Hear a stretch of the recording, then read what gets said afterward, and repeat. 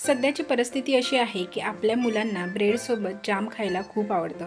त्याचसोबत आपणही घरामध्ये ब्रेड आणलं की त्याचं सँडविच वगैरे बनवतो। त्या ब्रेडमध्ये मैद्याचा ईस्टचा वापर केलेला असतो आणि आपली मुलं काही केलं ऐकतच नाहीत, त्यांना ब्रेड जाम खायचं असतं। तर अशा वेळी आपण घरातल्या घरातही ब्रेड बनवू शकतो। मी तुम्हाला हे सजेस्ट करणार नाही की तुमचा कोणता प्रोफेशनल कार्यक्रम असेल किंवा तुमच्याकडे पाहुणे येणारे असतील तर तुम्ही हा ब्रेड यूज करा, पण जरी बनवलं तरी त्यांनाही हे 100% आवडतील। त्याचबरोबर मुलं जर बाहेरचा ब्रेड खाण्यासाठी हट्ट करत असतील तर त्यांच्या समाधानासाठी आपण हा ब्रेड नक्कीच बनवू। तर मी काय केलं, 1 वाटी रवा घेतला, अर्धा वाटी दही, अर्धा वाटी दूध, थोडंसं मीठ घातलं, याला मिक्सर मधून वाटून घेतलं। त्याच्यानंतर एका मिक्सिंग बाउल मध्ये काढलं, याच्यामध्ये 2 ते 3 चमचे एवढं बेसन घातलं, ते मिक्स करून घेतलं आणि ज्या टीनला मी ऑइलने ग्रीस केलं होतं त्याच्यावरती बटर पेपर घातला होता, त्याच्यावरती हे बॅटर ओतलं आणि स्टीम करण्यासाठी ठेवून दिलं। जसं आपण ढोकळा वगैरे करतो अगदी तसंच। थंड झाल्यावरती याचे लेयर्स कट करून घ्यायचे आणि ब्रेडच्या आकारामध्ये याचे स्लाइस कट करून घ्यायचे। आपल्या चॅनलवरती मी याची फुल रेसिपी अपलोड केली आहे आणि या ब्रेड पासून मी सँडविच देखील बनवलेली आहे।